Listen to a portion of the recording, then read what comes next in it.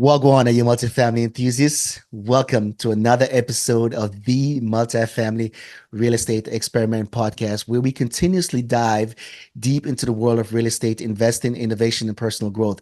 So I'm your host, Shalon Hutchison, and you know me as Hutch, the Marine Investor. And today we have an extraordinary guest joining us today, Monick Halm. Monick is a founder of the Real Estate Goddess, an educator and advocate for female real estate investor with a mission to help 1 million women achieve financial freedom through real estate. Together with our investor, she owned over 1,000 residential units and industrial assets across 15 states. We're thrilled to have you today, Monick. I was introduced to you a while ago, and it's unfortunate that it took us this long to have this conversation. I think you're from the islands too, right? My family's from Haiti. Family's from the 80. It's a South by Sea. Yeah. All right. So I'm really looking forward to this conversation, Miss Monick. Before we dive into it, do you have a favorite real estate quote or mantra that drives you? Favorite real estate quote or mantra? I want to only invest where I can leave a property in a community better than I find it. Oh, wow. That's what drives me. Yeah. That sounds like the Marine Corps. Whenever we go someplace, right? That's the goal, is to leave a place better than we found it. Well, there you go. I know it's kind of crazy to really put that in the context for the Marine Corps, but yeah, that is one of our things, right? Leave a place better than we found it. Ms. Monick, you're very successful in real estate and doing some really good things to empower a lot of people, specifically the females, right? So I know you've been to a plethora of conference where you see the numbers difference, right, between male and female. And I think what you're doing is important and is powerful, right? Because a lot of the things that I do, Athena is the one that feeds me a lot of these things, but because I get out there significantly more. So what you're doing is really helping to let females know that you have this power within you, right? And I really do appreciate what you do. I was raised by my mom, a single parent. I got a beautiful wife and a beautiful daughter as well. The things that you are committed to is really important to myself and of course for them as well. So I touched your bio briefly. Can you tell us a little bit more about yourself and your current focus before we get into the questioning? Sure. So I'm a first generation American. My parents are from Haiti. Wonderful parents who always said, Monique, you can be anything you want. But in parentheses, as long as you're a doctor, lawyer, professor, engineer, that was success to them, right? Right. That was what I would need to do to be happy and successful and wealthy. Okay. I was never taught anything about investing.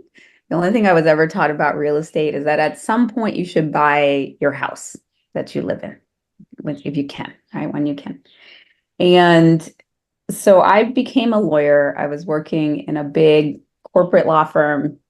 I had a decent salary. It was back in the early 2000s. I was making low six figure, but in the six figures. Yeah. And I live in Los Angeles, which is a very expensive city. And at one point, I was working as a lawyer, hated being a lawyer. It's been pretty miserable, but that's a whole other discussion. I went and I thought, all right, I guess it's time to buy that house. That's what you do. And I was looking around LA. This is 2005. Even back then, a starter home in a semi-decent neighborhood was upwards of $500,000, $600,000. Yeah. Not a mansion in Beverly Hills or Bel Air, just like a place where you were not likely to have a drive-by shooting kind of thing. I couldn't afford that by myself where I was. So I ended up buying a property that had more than one unit, lived in one, rented out the others. Okay. And I started house hacking before I knew that was a thing. But these people are paying my mortgage. This is awesome. When I met my husband, he had a duplex. And after the market crashed, we started to flip houses when houses were on sale. We didn't realize how on sale they were. We started to do that, and then we were doing it until about 2015 when they were not quite as on sale. And then, even though hindsight being 2020 is very on sale compared to where they are now, but compared to right after the crash, it was like, wow, these are expensive and it's super competitive and flipping is a job. It definitely is. I want something a little more passive. So I was looking to buy a fourplex, which at the time was the biggest thing I could imagine owning. And in LA, a fourplex would be $2 million and it would have zero cash flow. You would be lucky if you broke even, it would be a win. Mostly people would buy for the appreciation, and it just didn't make sense. So I was really frustrated, and I ended up meeting somebody at that moment who was the perfect messenger at the perfect time. I think sometimes when we're ready, when the student is ready, the teacher appears. Yeah. And so I was really frustrated because the flipping was not as easy. It was not making as much financial sense. And then I was looking for this fourplex I couldn't find in LA. A friend of mine from a mastermind said, you should talk to my friend, Robert Helms. He's the host of the Real Estate Guys radio podcast. He's done hundreds of millions of dollars worth of real estate. He'll be in LA tomorrow night. Why don't you come for dinner? So I went and had this short conversation with Robert. He was asking me about what I was doing and my challenges. And then he told me two things that completely transformed what I do. Yeah, it was like complete, like I know it's paradigm like shift before October 15th and like after. So the first thing he said was, because I was telling you about looking for that fourplex in LA, and he said, it's a really tough market. I always say, live where you want to live, invest where the numbers make sense. And I went, oh, until he said that, I just assumed that you had to invest where you could drive to your property, touch it, self-manage it. It didn't occur to me that I could invest anywhere else. And so when he said that, I literally opened up the world. It's a paradigm shift. And the next thing he said was, and you can buy that fourplex by yourself, but you're limited to your own capital and credit. Alternatively, you could bring a group of investors together and you could buy a 100 or 200 unit apartment building. And he started telling me about the benefits of that. But at the time, I was like, what? Like I think my brain exploded. You had to be a billionaire for that. Right. Especially with the LA prices, right? Like I was like I could do that. And then I had this full body, like, yes, I want to do that. That is exactly what I wanted to do. So that was October of 2015. I went home that night. I told my husband, oh my gosh, it's this thing. It's called syndication. So we bought tickets that night to be in Dallas in January for a syndication seminar. We attended that. And then we signed up a little later with an apartment investing mentor. So we invest a lot in our education. Right. And then, but that year, so from January, we had 2 doors, the beginning. At the end of the year, we had 1,012. Ooh, that's a major growth. Yeah. We passively invested in 2 deals.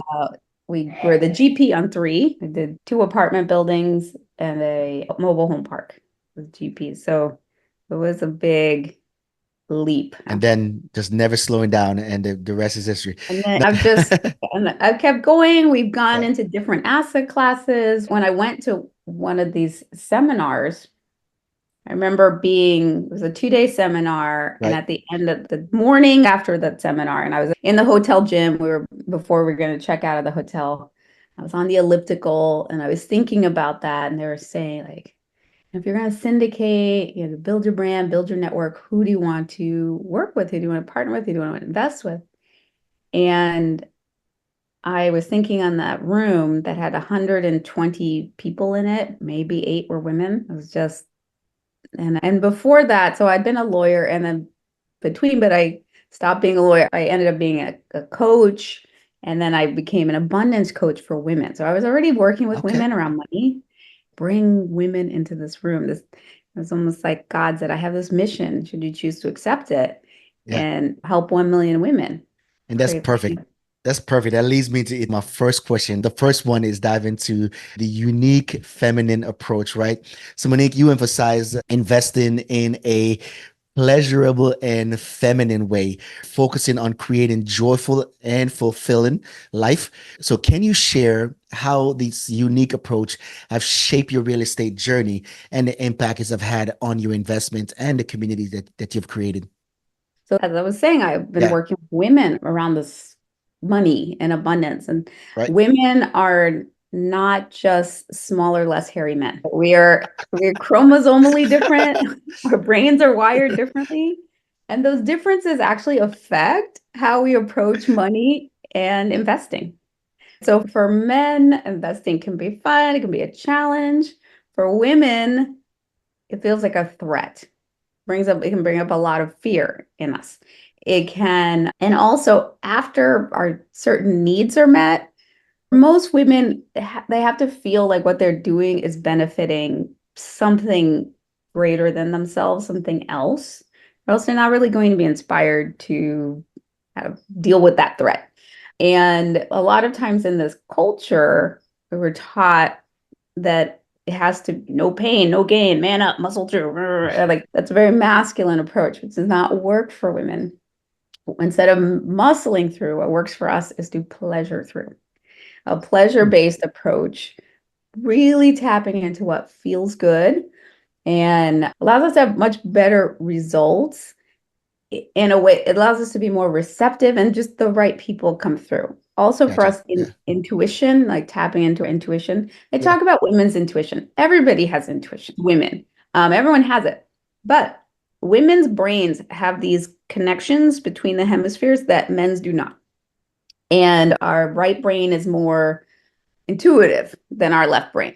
It's connected almost more to higher intelligence. So when women, we have this very intuitive nature, but we're often taught to ignore it. Yeah. It's not logical. It's almost by not definition, what our intuition tells us is not going to be logical. So learning to trust that is a huge part of the process for us as women. And just being able to tap into our nature that is already more relational. Yeah. We're really a lot about relationships as women, especially with other women, but anyone. They talk about the stress response, which is fight, flight, freeze. That is, they did these studies and they found that actually that's the male way of dealing with stress. Yeah. For women, how we best deal with stress is we tend and befriend. We tend to our people around us and we get into community and friendship. That is the best way for us to deal with stress.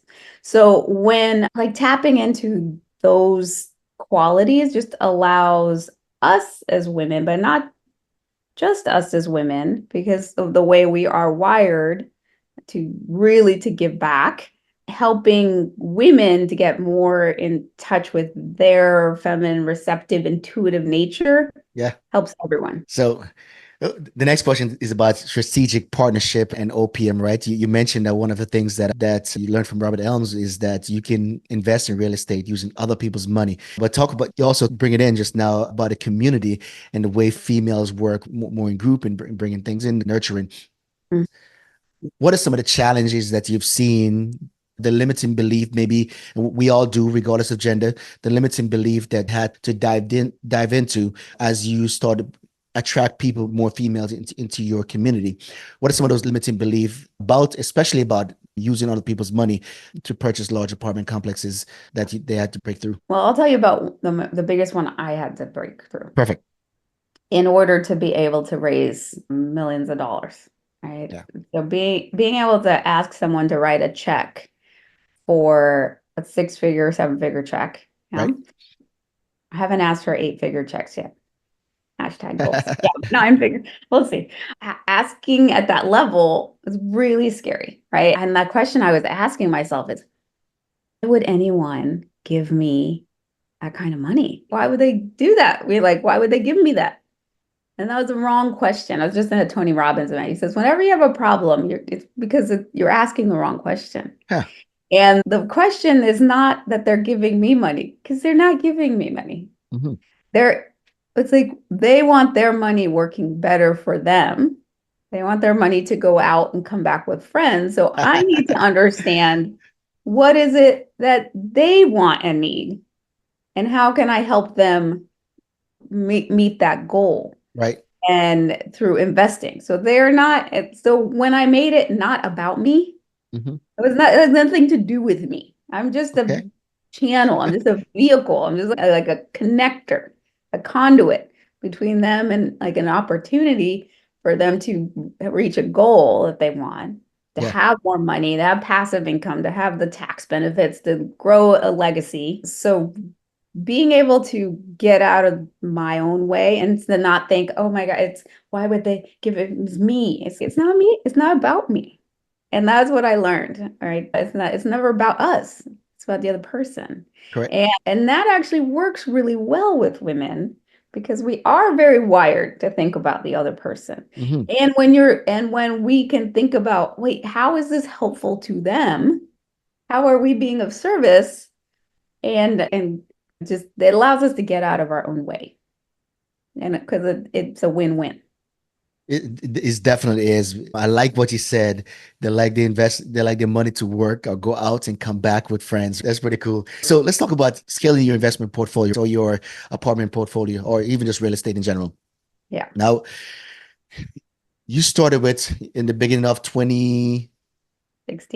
2016, single family home, right? And then you scaled. What are some of those things that you think that you had to implement to reach the different milestone that you have set? And of course, the bigger your milestone, right? The more improved process that you have. What are some of those key things you would say that lead to the growth that you've seen? Yeah. The first thing is shifting my mindset. Okay. So I had to have a new mindset. I had to have a new paradigm. Before I didn't even know that was possible, Right. right? So I had to know, and that's why I love what you do. So I have a podcast where I'm sharing with others like what is success stories, what is possible, because I until that conversation, I thought a fourplex was the biggest thing I could think I could achieve. And that felt huge. And then to go from, wait, you could do hundreds of doors? That's a thing. That's possible. So understand. And then, so is it possible? Is it possible for me? That was the next thing. So it's like understanding, can I, can it be done? There's this thing is out there. There's a possibility that's out there, right? And is it possible to be done? And then is it possible to be done by me? Yes. So those are questions that anybody who's like going out trying to find their treasure, their gold, they're going to have to be able to get to the say yes to each of those things. Yes, you can do it once you believe that it is possible for you. And once you have the belief it's possible, it's just figure out, okay, so how? Then you can go into the how. But even more important than the how is what I've learned is you ask who, not how. All right. So Yes. who can teach me? Who can show me how to do this? Okay, we can Yeah. try to figure it out. Probably not going to be, it's going to waste a lot of time and Correct. effort. And you're going to make tons of mistakes. And in real estate, mistakes are expensive. It sure is, especially Yeah. when you're So looking to go to scale. the bigger the deal, the bigger the potential downside. So Yeah. how do you say who can help you? Hmm. And then they can help you with that. It's amazing. Now, so that leads us to the last question, right? It talks about the importance of education, support, and accountability, right? So, in the world of the goddess, right? How do you foster education, create support, and also create accountability, right? Because we all have this vision of what a future could be, Yeah. right?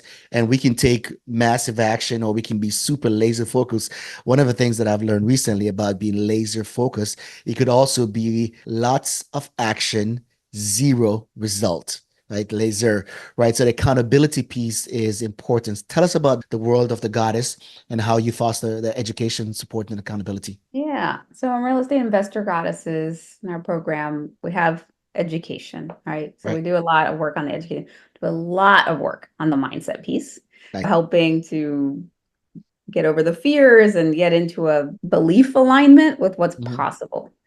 So that's a big part. And then so mindset, strategy, how you do it. And then we have these accountability pods. So they meet 5 days a week with these little laser, like meet in groups of 3 to 5 and these laser 15-minute Right. calls where it's start with a little inspiration and then this is my goal for the month. This is what I said I would do yesterday. I did it.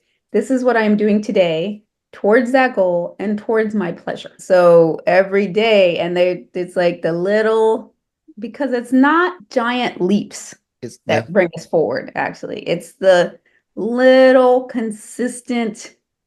It's like that chipping out away at it every day that creates the big breakthroughs. And it's not, okay, let me do one big thing once a month. It's not that. It's consistently taking, and that, as you said, the right actions. Yeah. Things that are actually will create the result that we want. So really clear, what is the outcome we want? What's the result we're going for right now? Why is it important? And then how do we take the action that will most likely get us there? Who do we need to get into place to help us get there? That is pretty cool, man. That's pretty cool. So thank you for bringing that. So what is your means of doing that? Is Zoom, social media, different things? How do you structure those accountabilities? Yeah, so the accountability, they're Zoom meetings. Okay, And then we also have other longer mentoring sessions, and there are different ways of helping that. got you. Those All right, accountability pods are 15-minute Zoom laser calls. let's go. I appreciate you sharing that. Now, we're going to go into the focus round. What do you do for fun? Oh my gosh, a lot. But hiking, yoga, time with my family and friends. All the important things. Yeah. All right. What is one opportunity that was a game changer for you? Right now it's coming to it's like that opportunity to learn how to syndicate. Right? That was such a big game changer. Also, I guess I received an opportunity to invest in industrial in Okay. beginning of 2019. And we had just gotten out, we just sold a couple apartment buildings in Albuquerque, New Mexico at the end of 2018 for a ridiculous price, which is great as a seller. Yeah. It's very scary as a buyer, like of other. I was like, wow, people are willing to pay that for that. That's anyway. So I was open to a new asset class, and then this opportunity for industrial hopped in my lab and tell me about that. I don't know much about it. So learning about it, and then the pandemic. So we got into it at the beginning of 2019. The pandemic hit in 2020, and industrial did so well. Was so good to be in the industrial space. Yeah. So that's an opportunity that I've been really happy to be part of. Okay. What is your favorite communication tip or your most important communication tip? To be as transparent as possible, especially if you have bad news. Yeah. And sharing bad news engenders trust. So a lot of people are afraid to share bad news. They think, oh my gosh, if I share the bad news, and people are going to not trust me, but it's actually the opposite. All right. What is one thing you wish you understood earlier? One thing I wish I'd understood about the power of leverage and OPM syndication earlier. I would have started this way long before. I would have started as a passive investor when I was a lawyer, Yeah. but Yeah. I Don't we didn't learn it all? until I learned it. So there you go. Last question in the focus round. To what do you attribute your success? There are a lot of things, but I think most of it is to, my higher power and God, and that just puts the right people and situations and places there for me. Yeah. That's pretty cool. Yeah. All right, Miss Monique, I want to really thank you for taking your time to join us, for sharing your insights, your journey and insight with us today. Your story truly inspiring, and I'm sure that our listeners find a lot of value from the things that you've said. Now, if your listeners want to get in touch with you and be a part of the goddess world, what is the best way to do that? The best place to go is probably our website. It's reigoddesses.com. Okay. So REI for real estate investor goddesses.com. So, listeners, I want to thank you again for listening to another episode of the Multifamily Real Estate Experiment podcast. We trust that this episode added a ton of value to you, and take some time to give us the honest feedback and review. Until next time, I'm Hutch, the Marine Investor.